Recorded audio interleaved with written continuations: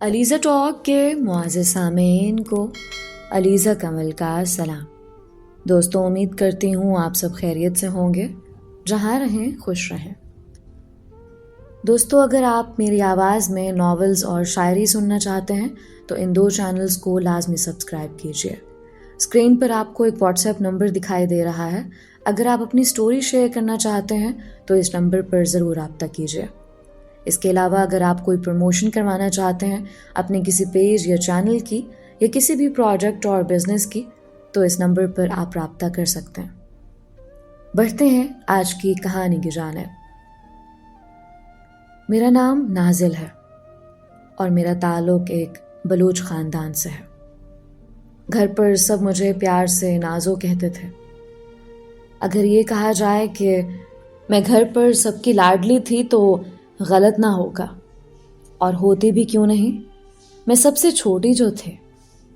میرے والد نے 2 شادیاں کی ہوئی تھیں، جس کی وجہ سے ہمارا خاندان کافی بڑا تھا۔ ہم 3 بھائی اور 4 بہنیں تھیں۔ مجھے میرے بچپن میں پہلا دھچکا اس وقت لگا جب میں 10 سال کی تھی اور میرے والد کا سایہ میرے سر پر سے ہٹ گیا تھا۔ یتیمی کا یہ غم میرے لیے بہت بڑا تھا۔ وہ تمام تر ذمہ داریاں جو ایک باپ کی تھیں وہ اب میرے بڑے بھائی پر آ گئی تھیں۔ اس میں کوئی شک نہیں کہ بھائی جان نے ہر طرح سے ہمارا خیال رکھا۔ بظاہر تو سب بہت اچھا تھا۔ میں جوان ہو چکی تھی اور قدرت نے مجھے رنگ روپ سے بھی خوب نوازا تھا، مگر خوبصورت چہرے والوں کے امتحان بھی بہت کڑے اور سخت ہوتے ہیں، اور امتحان جب محبت کا ہو تو ہر عام سے عام اور خاص سے خاص شکل و صورت کا مالک انسان بخت کے سامنے ہار جاتا ہے۔ کچھ ایسی ہی میری کہانی بھی ہے۔ ہر انسان کو زندگی میں ایک دفعہ اپنے حصے کی محبت ضرور ہوتی ہے۔ میری محبت کی یہ داستان شروع ہوتی ہے اس وقت سے جب ہم اپنے نانا جان کے گھر جایا کرتے تھے۔ وہاں میری خالہ کا ایک بیٹا تھا، ارحم۔ میں اسے بے حد پسند کرتی تھی۔ میں جب بھی جاتی تھی اسے دیکھ کر میرے دل میں ایک عجیب سا احساس جنم لینے لگتا تھا، جو کہ ہر محبت کرنے والے کو محسوس ہوتا ہے، اور صرف میں ہی نہیں، وہ بھی مجھے پسند کرتا تھا۔ محبت کا احساس اس کے دل میں بھی پیدا ہو چکا تھا، اور جتنا میں اسے پسند کرتی تھی اسے کہیں زیادہ وہ مجھے پسند کرتا تھا۔ مجھے لگتا تھا کہ واقعی میں پسند کیے جانے کے قابل ہوں، کیونکہ میں تھی ہی بہت خوبصورت۔ اپنی سب کازنز میں، اپنے خاندان کی سب عورتوں میں سب سے زیادہ حسین اور پرکشش تھی۔ میرا دادیال بہت پرانے خیالات کا مالک تھا، یہاں تک کہ میری یہ خوبصورتی میرے لیے قید ثابت ہونے لگی۔ میں کسی کی بھی شادی پر جاتی، اول تو مجھے گھر سے جانے ہی نہیں دیتے تھے کہ یہ خوبصورت ہے، کوئی دیکھ نہ لے اسے، اور اگر میں بہت ضد کر کے کہیں چلی بھی جاتی تو مجھے بہت چھپا چھپا کر رکھا جاتا۔ میں اس سب سے بہت تنگ آ چکی تھی، تھک چکی تھی، اس روک ٹوک سے اور کبھی کبھی تو شکی نظروں سے، کیونکہ میرے خاندان کے کچھ لوگوں کو لگتا تھا کہ اگر میں خوبصورت ہوں تو کوئی بھی مجھے پسند کر سکتا ہے، اور کہیں بات ان کی عزت پر نہ آ جائے۔ بس یہی سب سن سن کر، دیکھ دیکھ کر مجھے اپنی خوبصورتی سے الجھن سی ہونے لگی تھی۔ مجھے آج بھی وہ وقت اچھے سے یاد ہے جب میری ایک کازن کی شادی تھی۔ بہت ضد کر کے میں نے سب کے ساتھ اس شادی میں جانے کی اجازت لے لی، اور ضد کرتی بھی کیوں نہ، یہ میری اس کازن کی شادی تھی جو مجھے جان سے عزیز تھی۔ وہ صرف میری کازن ہی نہیں، میری دوست بھی تھے، اور اس کی شادی خاندان سے باہر ہو رہی تھی۔ شادی کے وہ دن بہت خوبصورت تھے، یہاں تک کہ شادی ختم ہو گئی۔ شادی کے ختم ہونے کے بعد جو سب لوگ اکٹھے ہوئے تھے وہ اپنے گھروں کو جا چکے تھے، مگر مجھے اپنے چاچو کے گھر مزید رکنا تھا۔ مجھے ابھی گھر نہیں جانا تھا۔ چاچو کے گھر ٹھیک 2 دن رہنے کے بعد میری کازن ثانیہ نے مجھ سے کہا کہ آؤ ماریا کے گھر چلتے ہیں۔ ماریا دراصل میری بڑی بہن ہے جس کی شادی میرے کازن سے ہی ہوئی ہے۔ ہم بلوچ خاندان والے بہت کم شادیاں خاندان اور قبیلے سے باہر کرتے ہیں۔ پہلے تو میں نے ثانیہ کو منع کر دیا، مگر پھر اس نے مجھے کافی زیادہ منانے کی کوشش کی اور آخر کار میں نے اس کی بات مان لی۔ میں بہت کم کہیں نکلتی تھی۔ اس دن میں بہت دل سے تیار ہوئے۔ میں نے گلابی رنگ کا جوڑا پہنا تھا اور اسے ملتی چوڑیاں، بالوں کو خوبصورتی سے بنائے میں نے ایک نظر شیشے میں دیکھا۔ میں واقعی مکمل سے لگ رہی تھی، مگر کچھ بھی تو مکمل نہیں ہوتا، حسن بھی تو آزمائش ہوتا۔ مجھے یاد ہے میں تیار ہو کر باہر آئی، گیٹ کے پاس پہنچی تو میری کازن ثانیہ نے مجھے دیکھا، یہاں تک کہ اس نے میری بہت تعریف کی اور کہنے لگی کہ میں کافی دیر سے تمہارا انتظار کر رہی تھی نازو۔ میں اسے اتنا انتظار کروانے پر شرمندہ تھی، مگر خوبصورت لوگوں کو حق ہوتا ہے کہ ان کا انتظار کیا جائے، ایسا مجھے لگتا تھا۔ بہرحال میں نے اس کا غصہ ٹھنڈا کیا اور کہا کہ چلو اب دیر نہیں کرتے اور جلدی سے چلتے ہیں۔ میں جلد از جلد اپنے کازن کے گھر جانا چاہتی تھی، جو میری بہن کا سسرال بھی تھا۔ اس سے پہلے میں اپنے قدم باہر رکھتے مجھے پیچھے سے آواز آئے، کہاں جا رہی ہو نازو؟ یہ کہنے والا میرا کازن رضوان تھا۔ میں حیران سے ہوئی اور بتایا کہ ہم ماریا کے گھر جا رہے ہیں۔ یہ سن کر وہ بہت غصہ ہو گیا اور سختی سے اس نے میری طرف دیکھا۔ کہیں نہیں جاؤ گی تم، چلو واپس اندر جاؤ۔ اس کے لہجے میں اتنی سختی تھی کہ آگے سے میں کچھ بول ہی نہیں سکے۔ اس خاندان میں پسند کا اظہار کرنا ناممکن سی بات تھی، جو خاندان مجھے صرف میرے چہرے کے باعث اپنی مرضی نہیں کرنے دیتا تھا۔ اس دن مجھے اپنے آپ سے نفرت ہو گئی تھی، میرا دل ٹوٹ گیا تھا۔ میں بہت زیادہ روئی، بہت زیادہ۔ خیر، چاچو کے گھر سے جب میں واپس آئی تو میری بہن نے میرا اترا ہوا چہرہ دیکھا۔ وہ جانتی تھی کہ کوئی نہ کوئی بات ضرور ہوئی ہے۔ میں کمرے میں اداس سی بیٹھی تھی جب وہ میرے پاس آئے۔ نازو جان، کیا ہوا؟ تم کیوں رو رہی ہو؟ اس کی بات سن کر میں مزید رونے لگے اور ساری بات اسے بتا دے۔ نازو جان، یہ سب ہم تمہارے لیے کرتے ہیں۔ دنیا بہت بری ہے، تم یہ بھی تو سوچو کہ تم کتنی خوبصورت ہو، اور خوبصورت لوگوں کی طاق میں زمانہ ہوتا ہے۔ اور یہ باتیں سن کر مجھے اور غصہ آنے لگتا تھا۔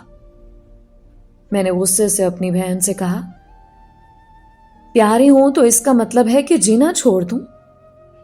مجھ پر میرا کوئی حق نہیں؟ ہاں، میں بھی تو انسان ہوں۔ مجھے سمجھ نہیں آ رہا تھا مجھے غصہ کس چیز کا، شاید رضوان والی بات کا، شاید اپنے آپ کو قیدی محسوس کرنے کا، یا شاید ارحم سے مسلسل دوری کا۔ ہر چیز جیسے دماغ میں گڑبڑ ہو رہی تھی۔ اس دن میری بہن نے مجھے کافی سمجھایا اور میں کافی حد تک سمجھ بھی گئی تھی، لیکن میں اپنے دل کا کیا کرتی۔ ایک روز میں یوں ہی بیٹھی ہوئی تھی جب ارحم مجھے یاد آنے لگا۔ میں نے بہت کوشش کی، مگر میں اسے بھول نہیں پا رہی تھی۔ کتنا عرصہ ہو گیا تھا اسے دیکھا تک نہیں تھا، اور بس آج میرا دل پر اختیار نہ چل سکا۔ میں نے دل کے ہاتھوں مجبور ہو کر ارحم سے رابطہ کرنے کا سوچا۔ نہیں جانتی یہ ہمت کہاں سے آئی تھی، یا شاید ہر محبت کرنے والے میں ایک بار ایسی ہمت ضرور آتی ہے۔ میں نے ارحم کا نمبر اپنی امی کے فون سے نکالا، مگر بہت دھیان سے۔ جانتی تھی کہ امی کو ذرا سا بھی شک ہوا تو میرے لیے اچھا نہیں ہوگا۔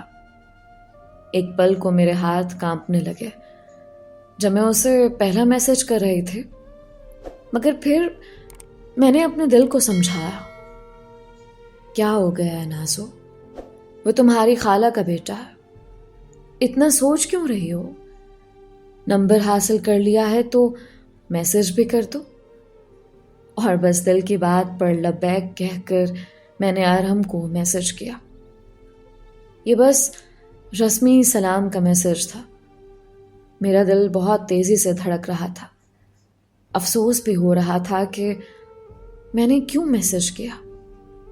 ٹھیک 10 منٹ بعد مجھے ارحم کا میسج ملا، جس میں اس نے پوچھا ہوا تھا کہ کون؟ میں نے ڈرتے ڈرتے اسے میسج لکھا کہ میرا نام نازل ہے، اور یہ دیکھ کر اسے یقین نہیں ہوا کہ واقعی میں اسے میسج کر سکتی ہوں۔ یہ چھوٹی عید کا دوسرا دن تھا، اور کہیں نہ کہیں یہ میری عید بھی تھی کہ جس انسان کو میں پسند کرتی تھی اس سے میرا رابطہ ہوا تھا، مگر تب میں اس کا انجام نہیں جانتی تھی۔ ارحم کو ابھی تک یقین نہیں آیا تھا کہ نازو اسے میسج کر سکتی ہے، اور میں چاہتی تھی کہ وہ ہر طرح سے یقین کرے۔ جب مجھے کچھ سمجھ نہیں آیا تو میں نے اپنی تصویر لے کر اسے بھیج دی۔ میری تصویر دیکھ کر وہ حیران ہی رہ گیا۔ اس نے مجھے میسج کیا اور کہا کہ مجھے تو یقین نہیں آ رہا کہ تم مجھے میسج کر سکتی ہو۔ میں تمہیں بتا نہیں سکتا کہ میں کتنا خوش ہوں۔ اس دن مجھے پتا چلا کہ ارحم بھی مجھے پسند کرتا۔ ارحم نے مجھ سے اظہار محبت کیا۔ مجھے آج بھی اس کے الفاظ یاد ہیں۔ اس نے مجھ سے کہا تھا، نازو آپ بہت خوبصورت ہیں، مگر مجھے آپ کی خوبصورتی سے زیادہ آپ کے دل سے محبت ہو گئی ہے۔ آپ بہت معصوم، بہت پیاری ہیں، اور میرا دل آپ سے محبت کرنے پر مجبور ہے۔ بس کبھی یوں خود سے آپ کو نہیں بتایا کہ آپ کا جواب پتہ نہیں کیا ہوگا، مگر آج مجھے اس بات کا شدت سے یقین ہو چلا ہے کہ محبت کے اس شعلے نے ہم دونوں کے دلوں کو اپنی زد میں لے لیا ہے۔ اس کے الفاظ بہت خوبصورت ہیں، اتنے کہ میرے چہرے سے مسکراہٹ دور ہی نہیں جا رہی تھی۔ اور پھر یوں ہی ہماری باتوں کا سلسلہ جاری ہوا۔ میں سارا دن اس کے میسج کا انتظار کرتی، اور جب اس کا میسج آتا میں اپنا ہر کام چھوڑ کر اس سے باتیں کرنے لگتی۔ ان دنوں میرے پاؤں زمین پر ہی نہیں ٹکتے تھے۔ باتوں میں ایک دن ارحم نے مجھ سے کہا، نازو جان، میں نے سوچ لیا ہے کہ مجھے آپ سے ہی شادی کرنی ہے، اور اسی سلسلے میں اپنی امی سے آپ کے گھر رشتہ بھجوانے کی بات کروں گا۔ میں اس قدر خوش تھی کہ بتا نہیں سکتے۔ اس ساری خوشی میں ایک بات بھول چکی تھی کہ میرا رشتہ بچپن میں ہی طے ہو چکا تھا، میرے ہی ایک کازن سے، جس کا نام عرفان تھا۔ عرفان میری دوسری خالہ کا بیٹا تھا۔ بس یہی سب سوچتے ہوئے میں نے ارحم سے اس بات کا ذکر کیا، جس پر ارحم نے مجھے کافی سمجھایا اور ہمت دی۔ اس نے مجھ سے کہا، تم کیوں اتنا سوچ رہی ہو نازو، اور تمہارا بس رشتہ طے ہوا ہے، منگنی نہیں۔ تم اتنا مت سوچو، اور بس صرف مجھے ہی سوچتی رہو۔ مگر میری تسلی نہیں ہوئی۔ پھر مجھے ارحم نے کہا کہ ایسا کرو، تم ایمن سے بات کرو۔ دراصل ایمن عرفان کی بہن تھی، اور ساتھ ہی ساتھ ایمن کا رشتہ ارحم کے بھائی سے بھی پکا ہوا تھا، یعنی ایمن ارحم کی ہونے والی بھابھی بھی تھی۔ ارحم کی بات مان کر میں نے ایمن سے بات کرنے کا فیصلہ کیا، کیونکہ مجھے لگتا تھا کہ ایمن میری بہت اچھی کازن اور دوست ہے، اور وہ مجھے سمجھے گی بھی، مگر میں غلط تھی۔ ایمن سے بات کرنا میری زندگی کی سب سے بڑی غلطی تھی، اور آج بھی میں اپنی اس غلطی پر شرمندہ ہوں، اور ایمن اب میرے دل سے اتر چکی ہے۔ ہوا کچھ یوں کہ میں نے ایمن کو میسج کیا، یہ جانے بغیر کہ بچپن سے ایمن نے مجھے اپنی بھابھی کی نظر سے دیکھا، اور اب وہ اپنے بھائی سے زیادہ میری بات کیسے مان سکتے تھے؟ ایمن، میں نے تم سے ایک ضروری بات کرنی ہے۔ اسے میسج کر کے میں شدت سے اس کے پیغام کا انتظار کرنے لگے۔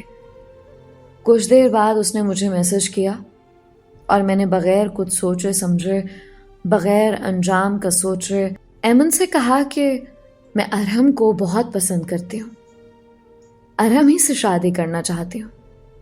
میں یہ بھی جانتی ہوں کہ عرفان سے میرا رشتہ بچپن سے طے ہوا ہے، مگر میں عرفان سے شادی نہیں کر سکتے۔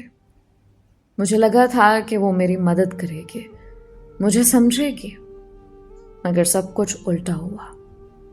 وہ بہت شدید غصہ ہو گئے۔ اس نے غصے سے مجھ سے کہا، تم پاگل ہو گئی ہو نازو، تم میری بھابھی بننے والی ہو، میرے بھائی عرفان کے ساتھ تمہارا رشتہ طے ہے، تم ایسا سوچ بھی کیسے سکتی ہو؟ میں ایسا کیوں نہیں سوچ سکتے؟ میں ارحم کو پسند کرتی ہوں اور یہ میرا حق ہے کہ میں اپنی پسند کی شادی کروں۔ میری یہ بات سن کر وہ مزید غصہ ہوئے۔ میں بھی دیکھتی ہوں کیسے تمہاری شادی ارحم کے ساتھ ہوتی ہے۔ اگر تمہاری شادی اس سے ہو گئی نا تو تم میرا نام بدل دینا۔ ایمن، آپ نے میرا نصیب نہیں دیکھا۔ میں نے فقط یہ کہا اور اس نے بغیر مزید کچھ کہے میرا نمبر بلاک کر دیا۔ میرا دل بہت بھاری ہو گیا۔ ایک آخری امید بھی مجھے ختم ہوتی نظر آئی، مگر اس سب کے بعد وہ ہوا جو کبھی میں نے سوچا بھی نہیں تھا۔ مجھے پتہ بھی نہ چلا اور میرے اور ارحم کی محبت کا قصہ پورے خاندان میں پھیل چکا تھا۔ ایک دن میرے ماموں ہمارے گھر آئے۔ میں نہیں جانتی تھی کہ وہ کس مقصد کے لیے یہاں آئے ہیں۔ وہ امی سے ملے اور باتوں باتوں میں انہوں نے امی سے کہا کہ تم جانتی ہو کہ ارحم کسی لڑکی کے ساتھ بات کرتا ہے، اس کا چکر چل رہا ہے۔ اس وقت یہ بات میری امی کو نہیں معلوم تھی کہ وہ لڑکی میں ہوں، اور ماموں میرے بارے میں طنز کر رہے ہیں۔ کون ہے وہ لڑکی؟ ماموں نے آگے سے کہا کہ لڑکی کا تو نہیں پتا، مگر جو بھی ہے یہ سب بہت غلط ہو رہا ہے اور نہیں ہونا چاہیے۔ سخت سے لہجے میں کہتے وہ وہاں سے چلے گئے۔ امی کو ان کی بات نہیں سمجھ آئے، مگر وہ جانتی تھیں کہ کچھ ٹھیک نہیں ہے۔ میں اندر کمرے میں بیٹھی تھی جب وہ میرے پاس آئیں۔ امی، ماموں چلے گئے؟ ہاں چلے گئے ہیں، مگر کچھ عجیب سی باتیں کر کے گئے ہیں۔ میرا دل دھڑکا۔ کیسی باتیں امی؟ ان کا کہنا ہے کہ ارحم کسی لڑکی کے ساتھ بات کرتا ہے، اس کا چکر چل رہا ہے۔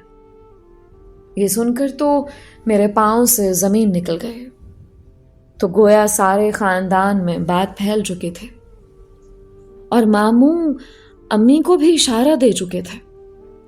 میں مزید کوئی بات کیے وہاں سے چلے گئے جب میری بہن میرے پاس آئے۔ نازو، تم جانتی ہو کہ سب کو پتہ چل چکا ہے کہ تم ہی وہی لڑکی ہو جو ارحم سے بات کرتی ہے۔ میں نے تمہیں منع کیا تھا نا کہ نہیں کرو بات اس سے۔ تم نے صرف ہمارا نہیں، ابو جان کا نام بھی خراب کر دیا ہے۔ اپنی بہن کی باتیں سن کر میں احساس شرمندگی میں جا رہی تھی۔ میرا دل جیسے پھٹنے کو تھا۔ کیا کسی سے محبت کرنا اتنا بڑا جرم ہے کیا؟ واقعی میں نے اپنے ابو کا نام خراب کر دیا تھا۔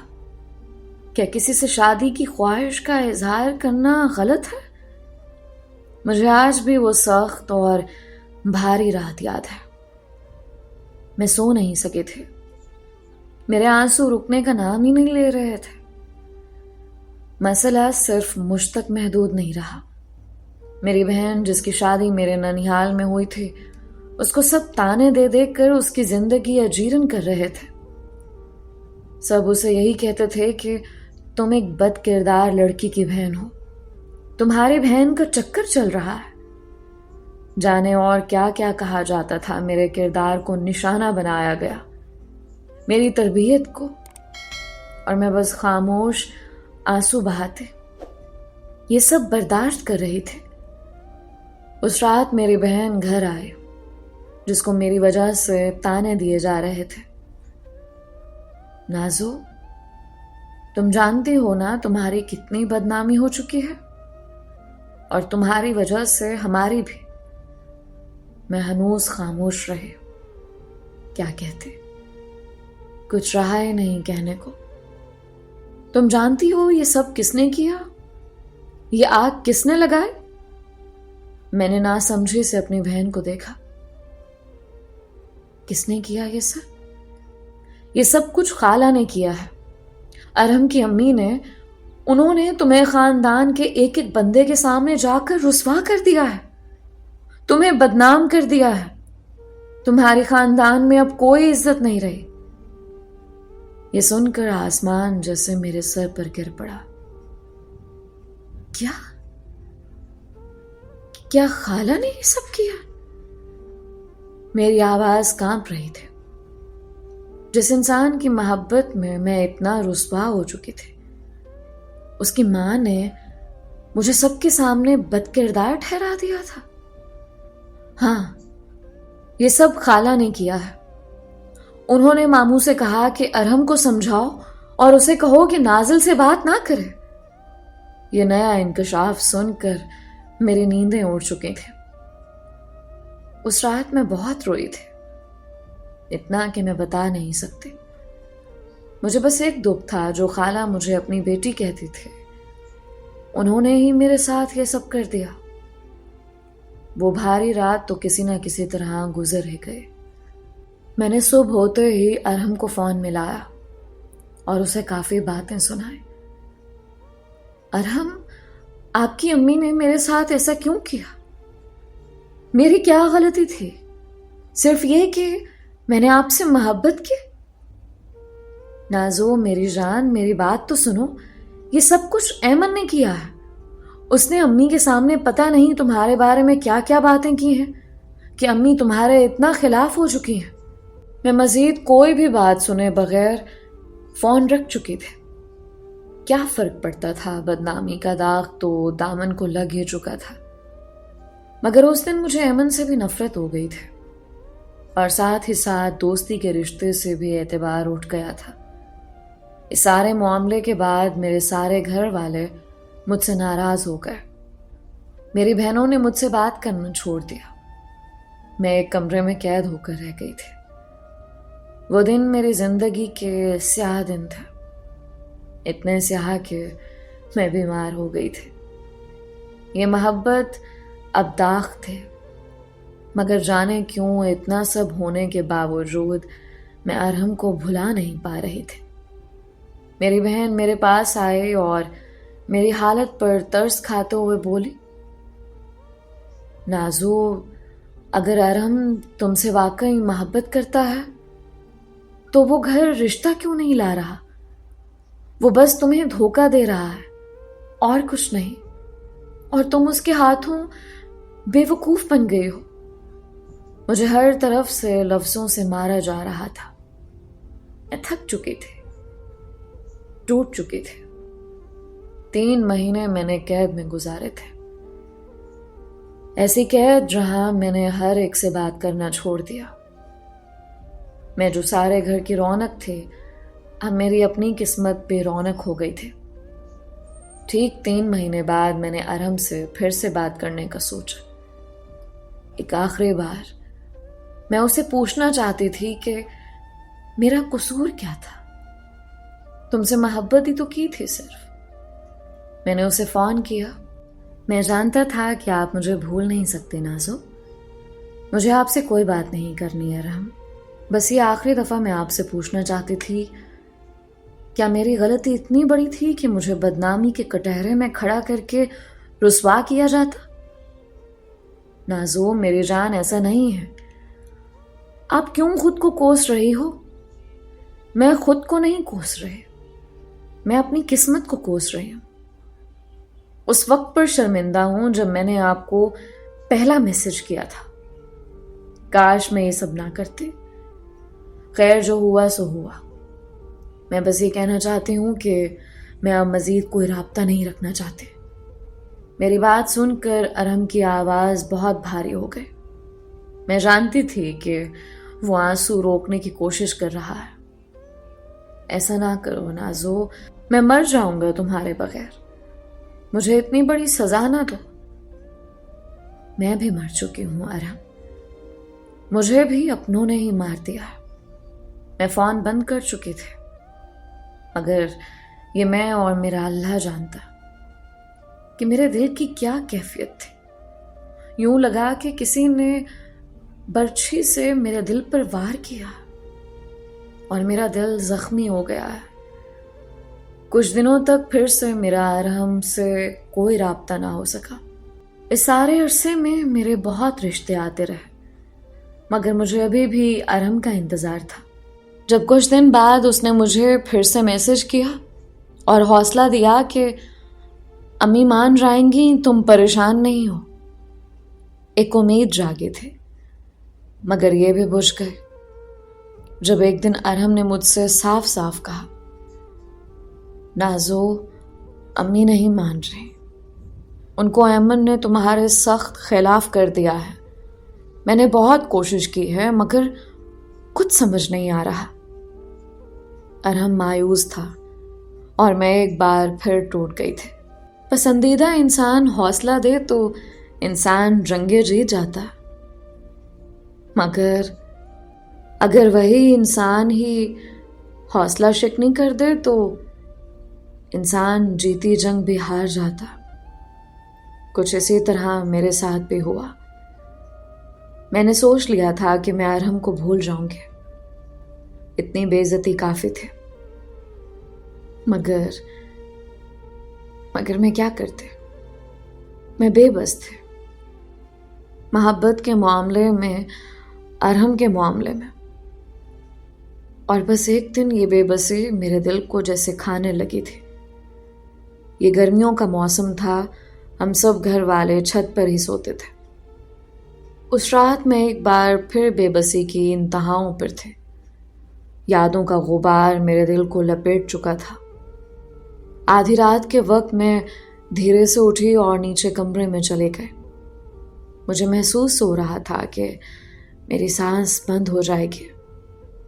میں نے جائے نماز بچھائی اور اس پر بیٹھ گئے. وہ رات مجھے بس اللہ سے بات کرنے میں گزارنی تھی. بہت رو لیا تھا اس کے بندوں کے سامنے. کچھ حاصل نہیں ہوا تھا اور اب میں اللہ کے سامنے اپنے وجود کی کرچیاں لے کر حاضر ہوئی تھی. میں نے دعا کے لیے ہاتھ اٹھائے مگر زبان تھی کہ خاموش تھے. بس آنسو ہتھیلیوں کو بھگو رہے تھے. اللہ جی، آپ تو دیکھ رہے ہیں نا، آپ تو جانتے ہیں نا، میرے دل پر اختیار نہیں ہے. میں اس انسان کو بھلا نہیں پا رہی، وہ انسان جو میری بدنامی کی وجہ بنا ہے.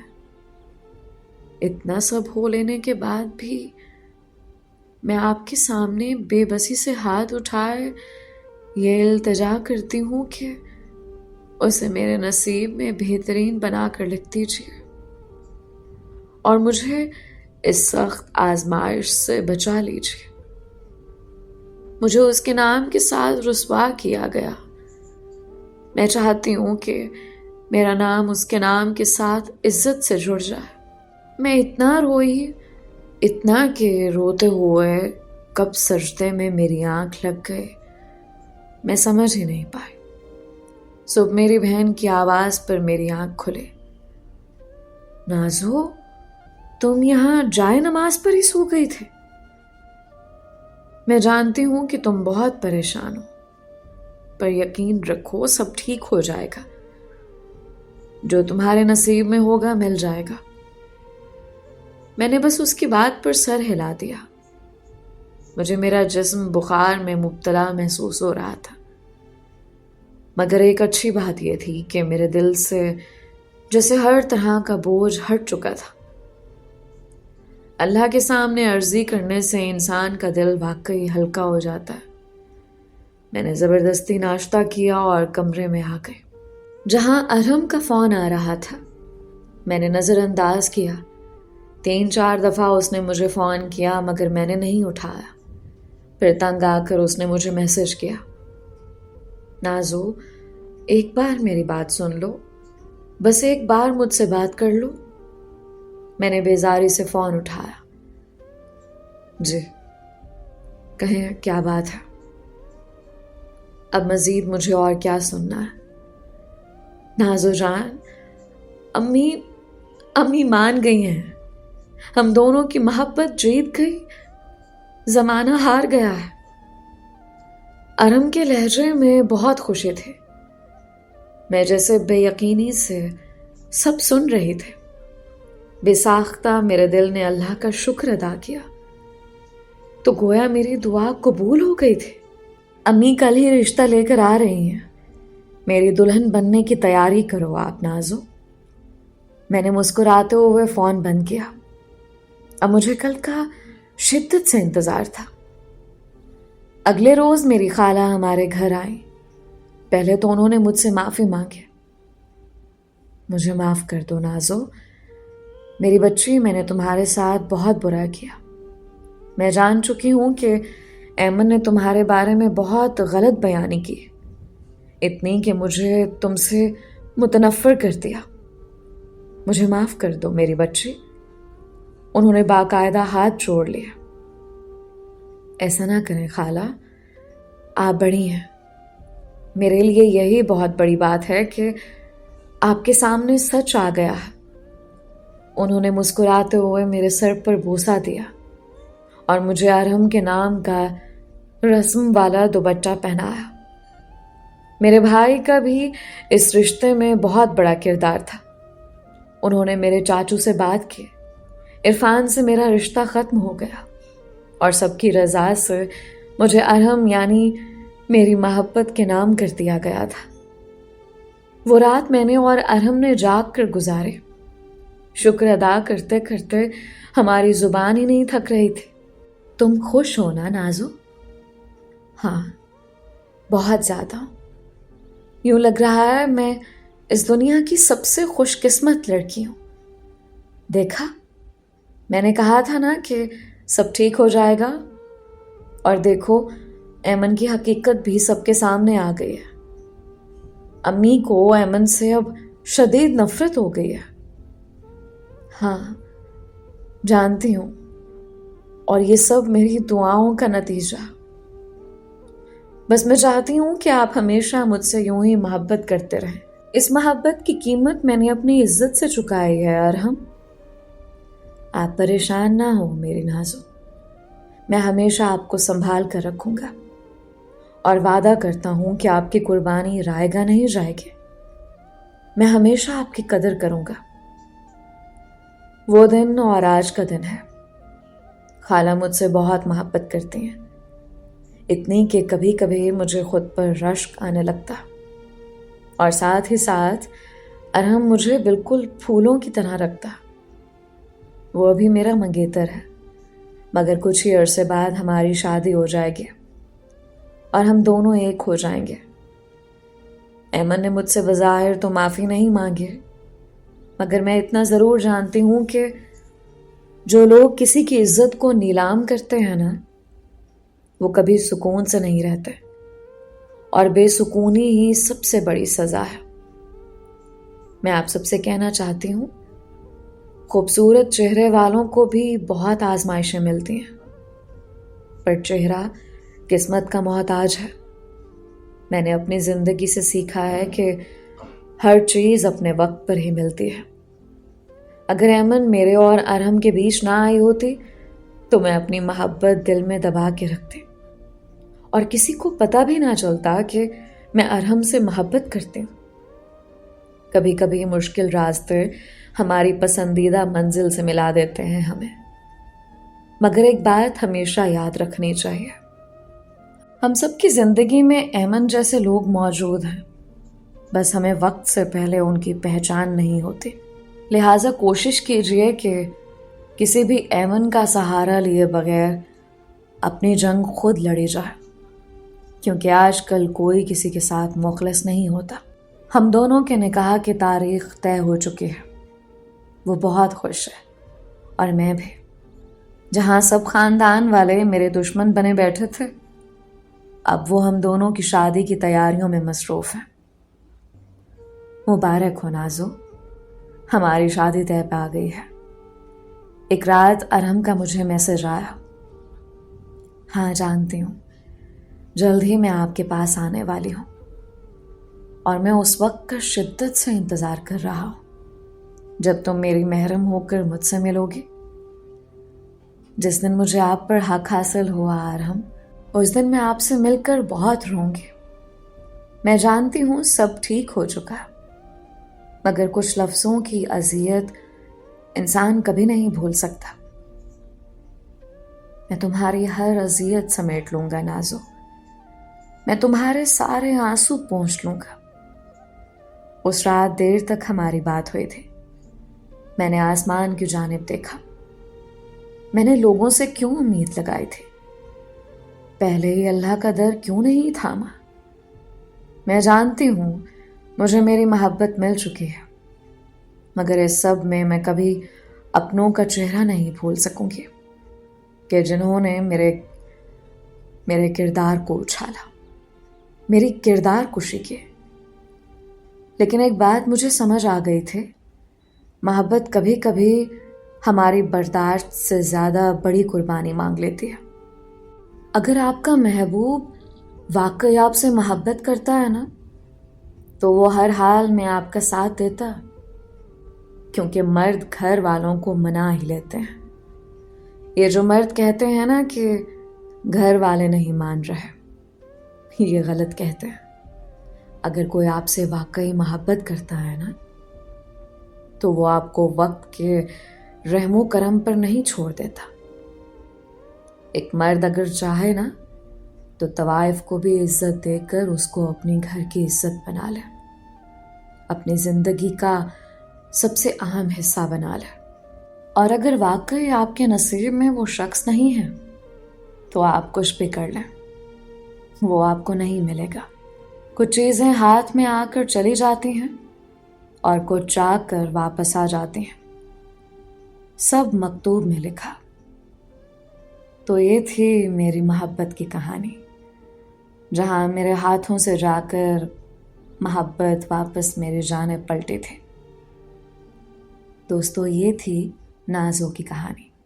امید ہے اس کہانی سے آپ نے کافی کچھ سیکھا ہوگا.